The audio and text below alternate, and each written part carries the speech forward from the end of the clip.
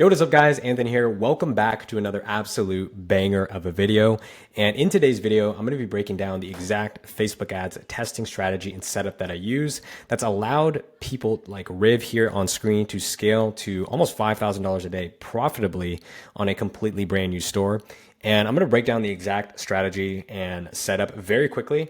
It's rather simple to execute on. It's nothing crazy, but doing so is going to allow you to eliminate anywhere from 70 to 80% of wasted spend on product tests, giving you more money back into your pocket that you can reinvest into future product tests or into scaling up any current winners that you have. So make sure you stick around until the end of this video so that way you can learn the system and start using it, because honestly, I am not using any other testing strategy. And neither am I teaching to any of my students any other testing strategy, because this one just works so powerfully and it eliminates so much risk. So let's dive straight into the video. But before we do that, I do want to take a quick minute here to give a shout out to my coursing community, God Tier Ecom. Huge shout out to Ben, who just had his first profitable day a week ago, did almost $160 in sales. And he has also been doing several hundreds of dollars in sales over the last couple of days and is on the right pace to start scaling. So huge shout out to him. He's been grinding in the group for a while. And if you want to get access to my complete Shopify Dropshipping Masterclass that shows you step-by-step how to do what Ben did and how to do what my other students are doing, which is building a branded Shopify Dropshipping store and scaling to your first $1,000 a day, make sure you hit the first link in the description to join God Tier Ecom. When you join, not only do you get access to the community, you get access to the complete masterclass that shows you step-by-step everything from picking products and doing product research, building irresistible offers, building the store, making the ads, testing, and scaling. But you also get access to 3 weekly Q&As, which are hour-long Q&A sessions where you can jump on live and get real-time feedback on your store. And on top of that, there's a whole slew of bonuses here in the completion gifts, access to my private supplier, $500 worth of free shared spy tool accounts like PP Ads and Shop Hunter that you get access to for free. So it's almost $1,000 of worth of bonuses that are in there, but you also get access to a free one-on-one coaching call if you join today. On top of that, there is a 7-day money-back guarantee. So you can literally try this thing out for 6 days and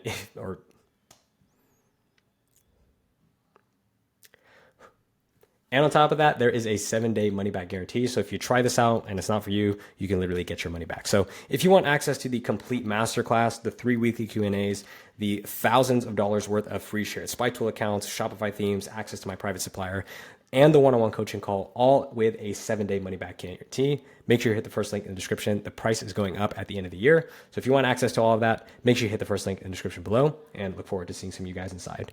Now, all of that being said, let's jump into the video.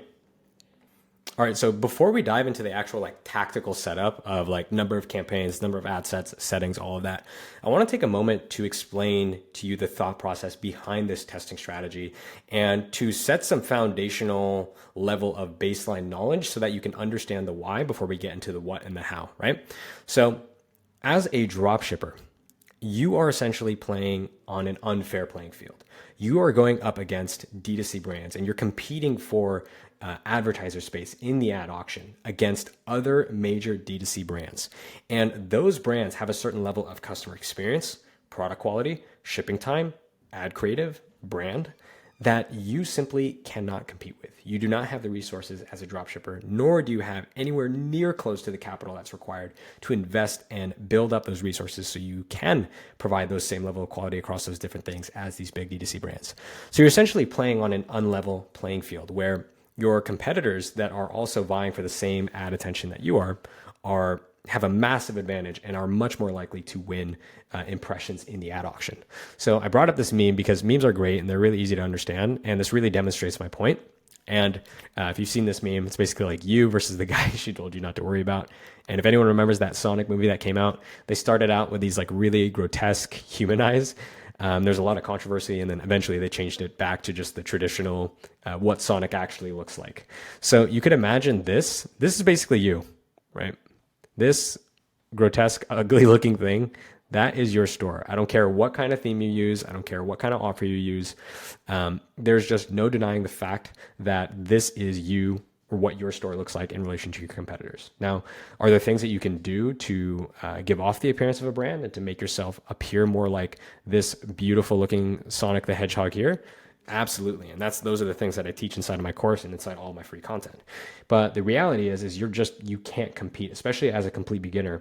You just simply can't compete with the quality. And why that's important to recognize is because going back to the actual like science of the ad auction, for those of you that are completely new to Facebook ads and dropshipping, every ad or every impression that your ad gets, you must first enter into an auction. So Facebook ads, Google ads, TikTok ads, these are auction platforms. And what happens is we are all competing, or what Meta is auctioning off is impressions. So basically every time your ad comes on screen or someone's laptop, that means that an advertiser has won the auction and Facebook has awarded them with an impression on the screen. Now, how do you actually win the auctions and what determines who wins the auctions? Well, Meta actually tells you this very specifically, and that's the total value. So what happens is every ad gets assigned a total value in the auction, and there are trillions of auctions happening every single second. So every ad gets assigned a total value, and there are three main components with total value. So you have your advertiser bid, which is how much you're willing to pay. You have your estimated action rates, which combine down here into your click-through rate and your conversion rate.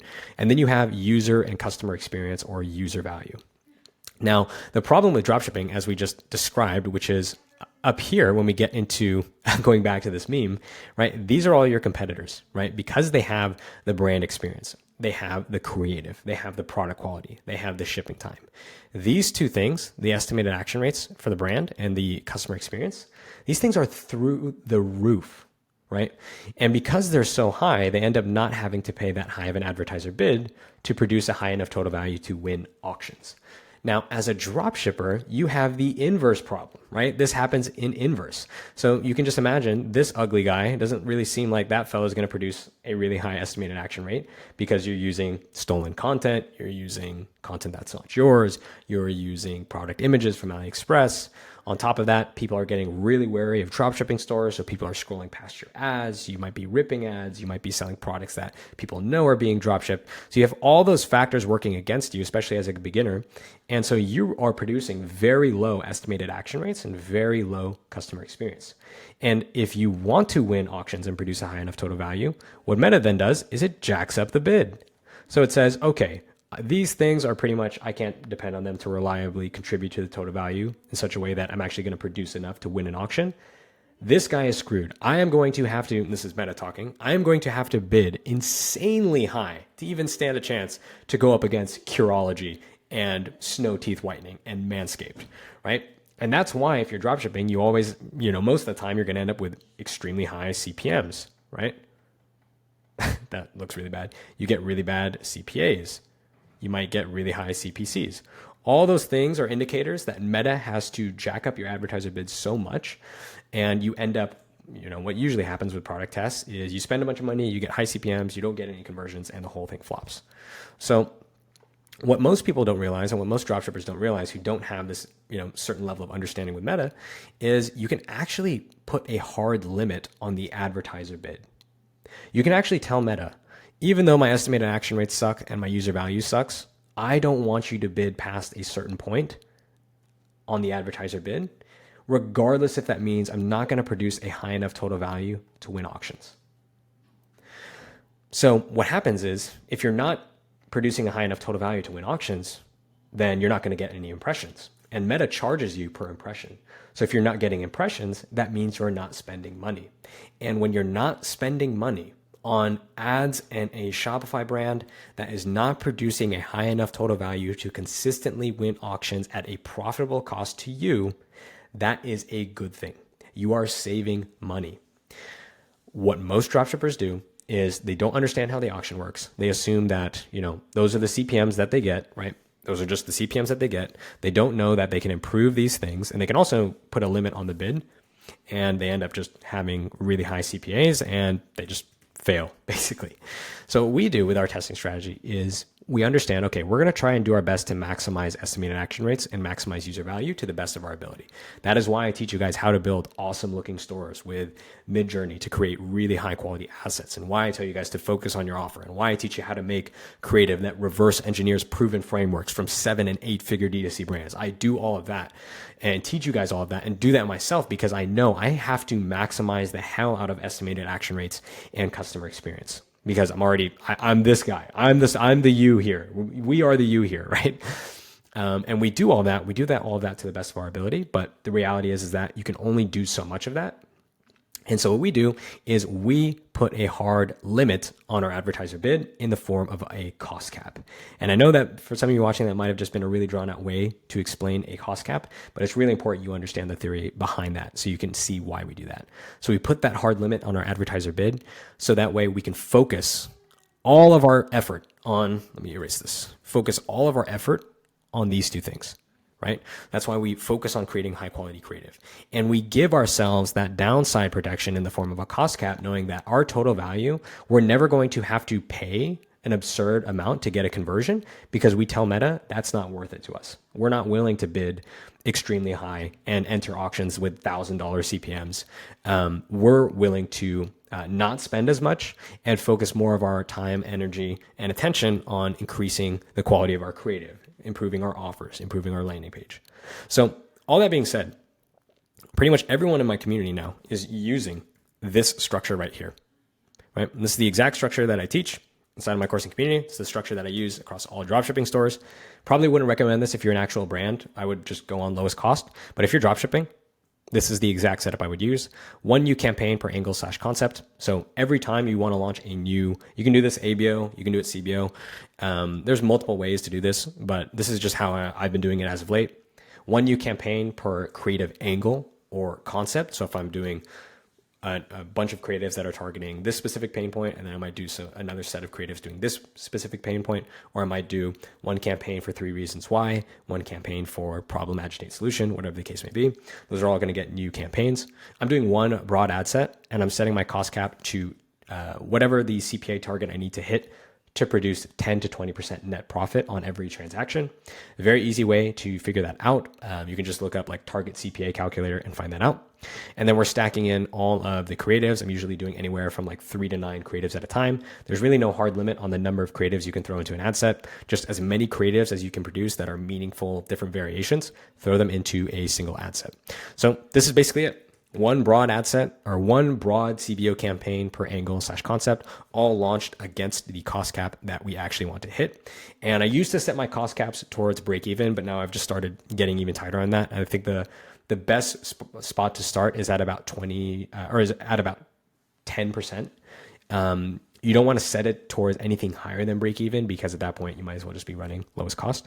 So I like to go at 10% profit, and then all I do is focus on multiplying as many CBO campaigns as I possibly can.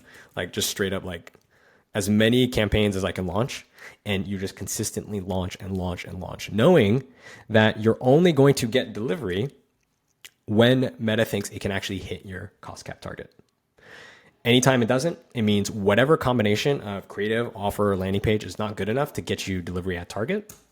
And so it's not going to spend. And that's great because you don't want to spend as a dropshipper when, you don't want to spend your ad dollars when you're this guy. That's the sad reality is if you're dropshipping, you're this guy, right? You want to focus on, as I've said multiple times throughout this video, on giving yourself that downside protection in the form of a cost cap, which means I'm only going to spend when I can hit my target CPA. And if I'm not spending on my target CPA, it's literally just a basic equation. If I'm not spending and I have a hard limit on my advertiser bid, it means these things aren't that good. So we just focus on improving the quality of these things, right? We focus on improving the creative, right? It's literally telling you what is contributing to these things that you can directly impact. Click-through rate and conversion rate. Okay, what are those two things? Creative. What's the conversion rate? Landing page /offer/funnel. Focus on improving these things. And what's great is that you can test as much as you want with zero risk because you're only going to get spend when it's going to hit your target. And that is how I am building all my dropshipping stores. And that's the exact setup that I'm using, because in doing this, I can focus on just improving these two things and have confidence knowing I'm only going to spend on things that are actually going to hit my target. And I can launch as many freaking ideas. I can launch as many ideas as the big D2C brands are launching on lowest cost. And I can keep up with them in quantity and volume of creatives launched. And be able to produce the amount of volume that I need to find a winning ad with very, very little downside. And as a dropshipper, if you don't have much budget, reducing that downside and giving yourself as many opportunities to spend profitably, that is what is going to allow you to have enough runway to eventually find that one winning ad that can legit change your life. And when you do get that ad that's going to spend on a cost cap that is set to your target, get ready, because if it's spending at target, you can literally pour gasoline on that CBO and just double the budget every single fucking day. It scales like cost cap. Those are common misconception. Cost caps don't scale. Don't listen to that. Those are just people who have never scaled on cost caps because they don't know what they're doing. You can scale on cost caps and give yourself the ability to test a high volume of creative just by using cost caps consistently in your testing strategy. And you are only going to spend on winning ads, offers, and products. And by doing this, you're going to eliminate 70 to 80% of the wasted ad spend that you get. I literally did the math on a couple of campaigns. It's anywhere from 70 to 80% on average just by using cost caps, because that spend will eventually taper off and die out if the combination of product, offer, creative isn't good enough. So that is going to do it for this video, guys. I hope you liked this more sort of theoretical / conceptual video. I think I don't do it as good of a job explaining actual concepts and how to think to my audience. And I want you guys to actually get sophisticated and start to learn the sort of methodology behind the madness, so you can start to think for yourselves and create things for yourselves and not be so reliant on just watching these videos and trying to copy everything one-to-one. So hope you guys enjoyed. That is exactly how I am testing products in 2024 and beyond into 25, and how all my students are doing it. So if you got a ton of value out of this, make sure to leave a like, comment, and subscribe. And if you want to join God Tier Recon, make sure you hit the first link in the description to join before the price goes up at the end of the year, so you can lock in your spot at the lowest price it will ever be. That is going to do it for this video. Hope you guys enjoyed. Catch you in the next one. Peace.